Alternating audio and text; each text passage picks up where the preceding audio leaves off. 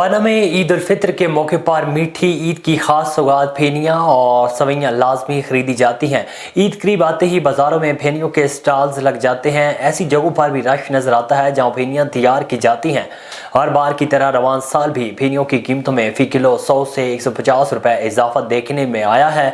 फेनियाँ तैयार करने के लिए खास महारत की ज़रूरत है। कारीगर मैदा गूंद कर खास वक्त पर रखते हैं और फिर लच्छेदार पेड़े बनाकर घी में फेनियाँ तैयार की जाती हैं।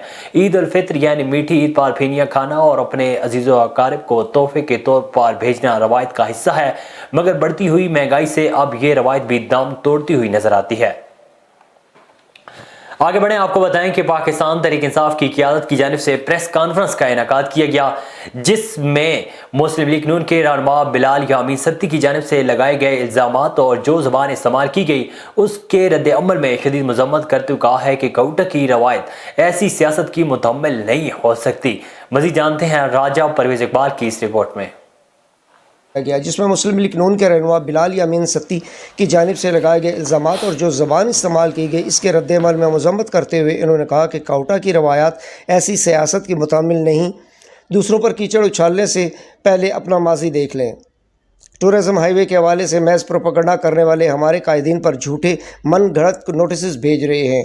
दूसरों के मंसूबों पर तख्तियाँ लगाने वाले होश के नाखुन लें। वाटर सप्लाई के मंसूबे जिसको नून लीग की हुकूमत ने रुकवाने की हर मुमकिन कोशिश की, चौधरी परवेज़ इलाही के दौर में फ़ंड रिलीज़ करवा के शुरू कराया गया था। हमारा मुकाबला हमारे तरक्याती कामों से करें। कोसार के बेटे ऐसी ज़बान का इस्तेमाल हमारी रवायत और कल्चर के बरअक्स है।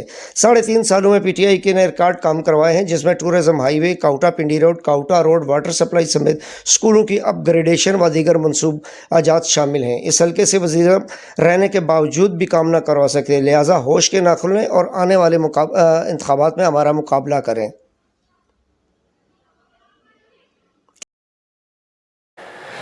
काजी अहमद इंतजामिया के दावे धरे के धरे रह गए। रमज़ान मुबारक के बाबरकत महीने में काजी अहमद के शहरियों को रिलीफ ना मिल सका। इंतजामिया की जानिब से लगाया गया रमज़ान बचत बाजार खाली पड़ा है। सिंध सरकार के सख्त अहकाम पर काजी अहमद इंतजामिया की जानिब से अवाम को माह सियाम में रिलीफ देने के लिए बचत बाजार लगाया गया था, लेकिन वो बचत बाजार इंतजामिया की लापरवाही और अदम एतमाद के सबब दम तोड़ गया। अशिया और रनोश के स्टॉल कायम किए गए थे, अब वो खाली पड़े हैं। शहरियों ने वज़ीर आला सिंध और कमिश्नर नवाब शाह से मुतालबा किया है कि फौरी तौर पर नोटिस लेकर बचत बाजार बहाल किया जाए ताकि अवाम को रिलीफ मिल सके।